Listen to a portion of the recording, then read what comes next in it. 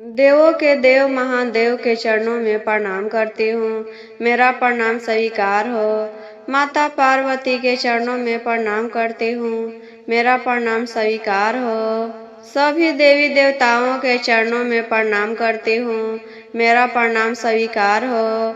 सभी गुरु भाई बहनों के चरणों में प्रणाम करती हूँ। हर हर महादेव गुरु भाई बहनों। आज देखिए पार्वती माता एक सुंदर लड़की बनकर नौकर के घर में जन्म लेती है। कथा बहुत ही सुंदर है गुरु भाई बहना, शुरू से अंत तक जरूर सुनिएगा। अच्छा लगेगा तो लाइक करिएगा, शेयर करिएगा और चैनल पर पहली बार देख रहे हैं तो चैनल को सब्सक्राइब करिएगा। तो चलिए अब शिव चर्चा के सुंदर कथा सुनाती हूँ। एक नगर में राजा रानी दोनों रहते थे। राजा के घर में एक नौकर रहता था जो नीच जाति का था। वह जाति का चमार था। गरीब होने के कारण राजा साहब उस चमार को अपने घर के नौकर बनाए। अपने गाय भैंस के दाना खरीदने के लिए राजा साहब के घर में हाथी घोड़ा सब था। यही सब के देख रेख वह नौकर करता था। नौकर के नाम रामू था। रामू के पत्नी भी राजा के घर में काम करती थी, झाड़ू पोछा करती थी, खाना बनाती थी, गाय भैंस के गोबर साफ करती थी, गोबर ठोकती थी। ऐसे ही दोनों का गुजारा चल रहा था। वो दोनों शिव गुरु के परम भक्त थे। शिव गुरु के तन मन से पूजा करते थे। लेकिन रामू के कोई संतान नहीं था। सब लोग ताना देते थे, तुम निपुत्र हो, निसंतान हो, शिव गुरु के इतना पूजा करते हो तभी तो तुम्हारा एक भी संतान नहीं है। देखो तो हम सब शिव गुरु के पूजा नहीं करते हैं तो हमारा संतान है। तुम इतना पूजा पाठ करते हो, इतना मेहनत से काम करते हो, फिर भी तुम्हारे भगवान तुमसे नाराज क्यों हैं? तुमको औलाद के सुख क्यों नहीं दे रहे हैं? सभी लोग ताना मारते थे। बेचारा उदास हो जाता था क्योंकि उसके बस में नहीं था कि उसका औलाद हो। सब तो महादेव के महिमा है, जब चाहेंगे तभी होगा। रानी भी एक दिन रामू से कहती है, अब तुम मेरे घर पर काम करने नहीं आना। तुम दोनों बांझ बांझिन हो। तुम दोनों को देखने से मेरा भर दिन खराब बीतता है। तुम दोनों के नज़र से मेरे गाय भैंस हाथी घोड़ा सब मर जाएंगे। आज से तुम अपने घर जाओ, अब काम पर आने की कोई ज़रूरत नहीं है। दोनों वहाँ से चले जाते हैं अपने घर। घर पर आकर दोनों महादेव के फोटो के सामने बहुत शिकायत करते हैं। क्या महादेव, हम आपको पर इतना भरोसा करते हैं और आप तो हम सब को, दोनों प्राणी को निसंतान क्यों रखे हैं? सभी लोग से ताना सुनना पड़ता है। हम आपको इतना पूजा करते हैं, यही फल हमको दे रहे हैं। ऊपर कैलाश पर्वत पर बैठकर महादेव और पार्वती देख रहे थे। पार्वती माता कहती है, क्या महादेव, आपके भक्त इतना दुखी है और आप इसे मदद नहीं कर रहे हैं? इतना दुख क्यों दे रहे हैं? एक औलाद दे दीजिए, यह बेचारा भी खुशी खुशी रहेगा। महादेव कहते हैं, पार्वती, इसके जीवन में औलाद का सुख नहीं लिखा है, यह तो निसंतान ही रहेगा। पार्वती कहती है, आपको इसे देखकर दया नहीं आता है? आप तो कुछ भी कर सकते हैं। तो इसे मदद करिए। महादेव कहते हैं, पार्वती, जब आपको मेरे भक्त पर इतना दया आ रहा है तो आप इसे क्यों नहीं मदद कर रहे हैं? आप ही मदद कर दीजिए। पार्वती कहती है कि ठीक है, हम जा रहे हैं मदद करने, लेकिन आप हमको खोजिएगा नहीं, ना ही शक्ति का प्रयोग करिएगा। देखते हैं आप हमको कैसे ढूंढते हैं। जिस दिन आप धरती लोक पर हमें लाने आएंगे, उसी दिन हम कैलाश पर्वत पर आएंगे और शक्ति का प्रयोग बिल्कुल नहीं करिएगा।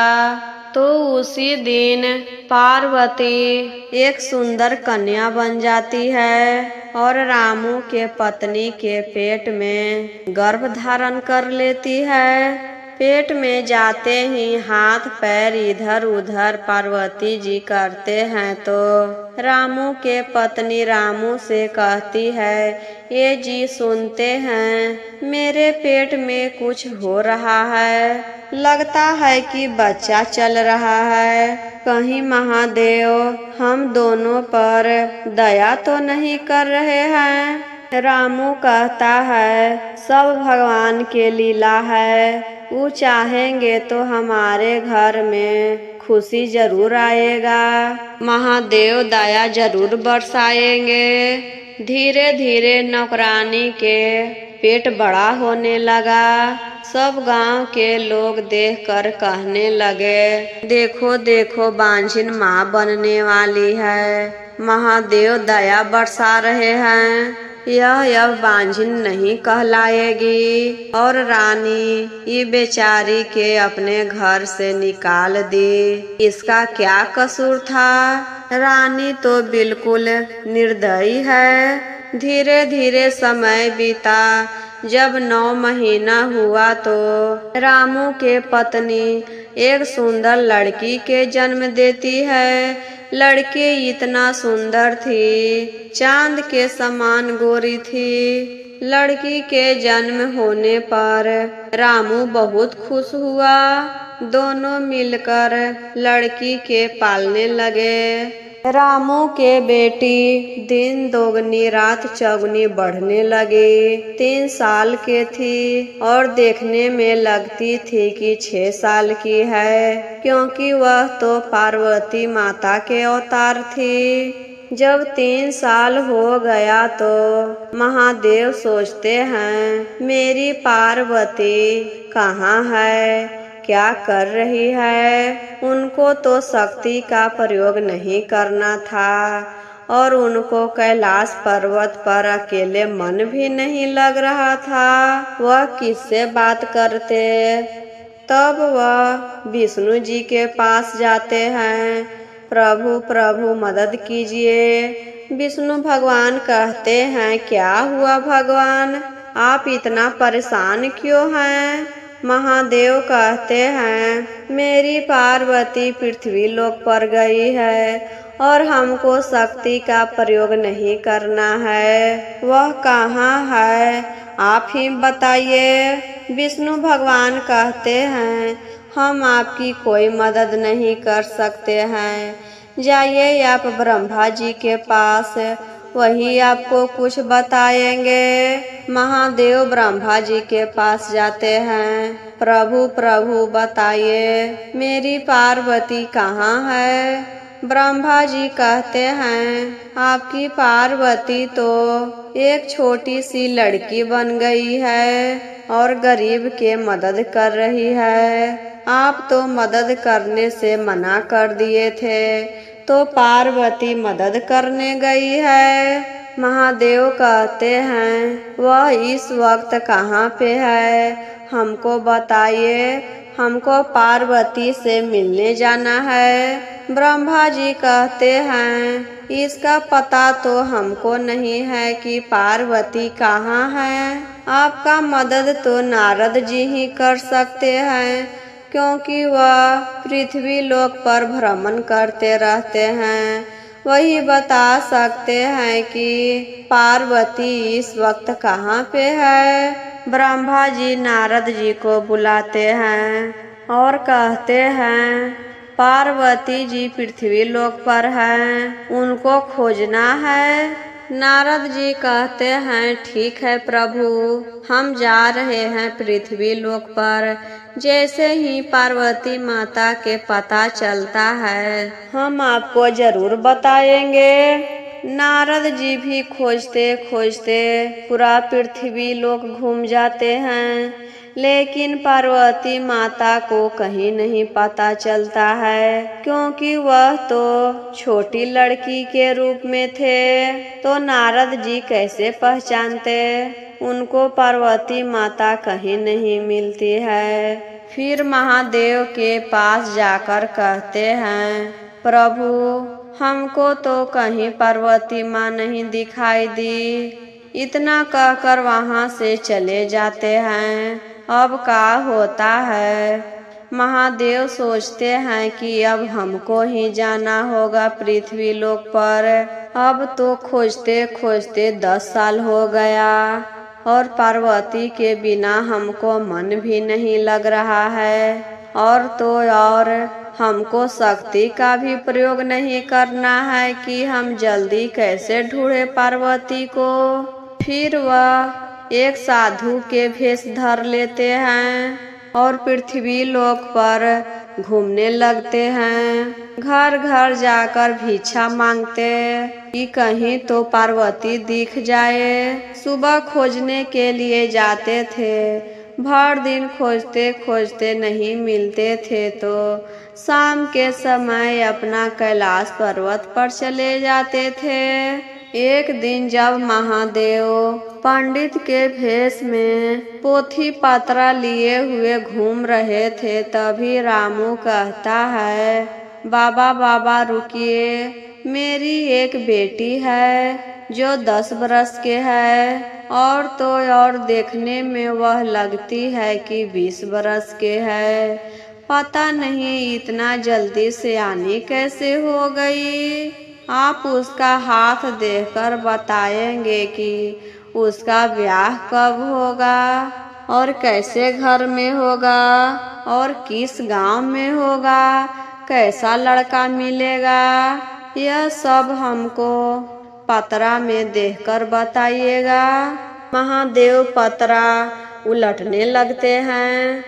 पतरा देखते देखते कहते हैं आपके लड़की के योग इस पतरा में तो बर ही नहीं है। उसका योग बर इस धरती पे जन्म नहीं लिया है। फिर महादेव सोचते हैं यह कैसी लड़की है कि इसका योग बर न है, जो पृथ्वी लोक पर जन्म लेती है उस सब के तो भगवान जोड़ी बनाकर भेजते हैं, लेकिन यह कैसी लड़की है कि इसका कोई जोड़ी नहीं है, कोई बर नहीं है। फिर उनको दिमाग में आता है कि कहीं यह पार्वती तो नहीं, इसीलिए उनका योग बर नहीं है, उनका योग तो हम ही हैं। फिर महादेव कहते हैं रामू से आपकी लड़की से हमको अकेले में कुछ बात करना है। रामू कहता है कि ठीक है कर लीजिए। अकेले में महादेव ले जाते हैं और कहते हैं पार्वती हम आपको ढूंढ लिए ना, और देखिए शक्ति का प्रयोग बिल्कुल भी नहीं किए हैं, आम आदमी के तरह आपको ढूंढ निकाले। पार्वती कहती है आप ठीक कह रहे हैं, आप बिना शक्ति के प्रयोग किए ही ढूंढ लिए। महादेव कहते हैं कि जब हम आपको ढूंढ लिए तो चलिए कैलाश पर्वत पर मेरे साथ। फिर पार्वती जी कहती हैं माता पार्वती कहती है हम ऐसे इस गरीब आदमी को छोड़कर कैसे जाएंगे, मेरे जाने के बाद तो इसका फिर से वही हाल हो जाएगा। आप जाइए, हम कुछ करते हैं, 1-2 दिन में हम कैलाश पर्वत पर वापस आ जाएंगे। महादेव वहाँ से चले जाते हैं। रामू के घर एक गाय थी, वह भी बहुत बूढ़ी हो गई थी। गाय के चलने में बहुत कठिनाई होता था। वह प्रतिदिन महादेव से मनाती थी, हे महादेव, हमें अब मृत्यु दे दीजिए, अब हम जीना नहीं चाहते हैं। हमको चलने में, बैठने में बहुत कठिनाई होती है। पार्वती माँ गाय के कान में जाकर कहती है, गाय माता, हमें आपकी मदद चाहिए। हम अब कैलाश पर्वत पर जाना चाहते हैं और आप भी अब जीना नहीं चाहती हैं। तो एक काम करिए, हम अपना प्राण त्याग देंगे और हम कैलाश पर्वत पर चल जाएंगे। वहाँ जाने के बाद हम महादेव से कहेंगे कि आपका प्राण लड़की में डाल दे, आपको भी मुक्ति मिल जाएगा, मनुष्य का जीवन प्राप्त होगा। गाय माता बात मान लेती है। दूसरे दिन सुबह जब लड़की सीढ़ी से उतर रही थी तो उसका पैर फिसल जाता है, वो बेहोश हो जाती है और पार्वती माता अपना शरीर छोड़कर कैलाश पर्वत पर चली जाती है। वहाँ पर जाने के बाद महादेव से कहती है, उसके घर में एक गाय है, गाय में से जीवन निकालकर लड़की में डाल दीजिए। इधर तो लड़की गिरी तो रामू और रामू के पत्नी रोने चिल्लाने लगी, मेरी बच्ची को क्या हो गया, मेरी बच्ची उठ ही ना रही है। इतना दिन के बाद महादेव दिए तो छीन ही लिए, अब मेरा क्या होगा, अब किसके सहारे जिएंगे। जब मेरी लड़की को छीनना ही था तो इसे क्यों दिए थे। तभी महादेव क्या करते हैं, गाय में से जीवन निकालकर लड़की में डाल देते हैं। गाय पूरा छटपटाने लगती है। सब लोग देखकर कहते हैं, देखो तो उस लड़की को क्या हो गया है। और इधर गाय है, वह भी छटपटा रही है, इसके घर में क्या हो गया। तभी लड़की उठकर बैठ जाती है और कहती है, माँ माँ क्यों रो रही है, हमें तो कुछ नहीं हुआ।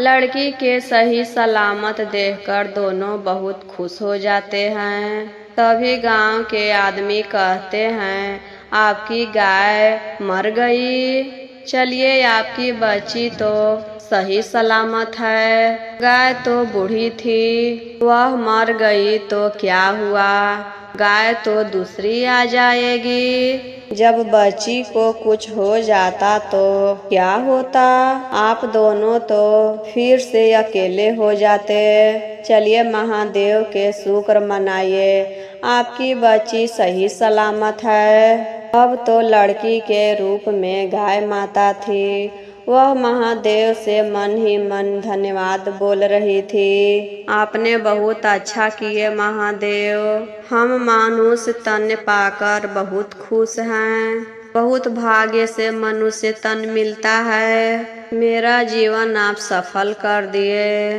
रामू अपनी पत्नी और बेटी के साथ खुशी खुशी रहने लगा। महादेव और पार्वती भी दोनों साथ में कैलाश पर्वत पर रहने लगे।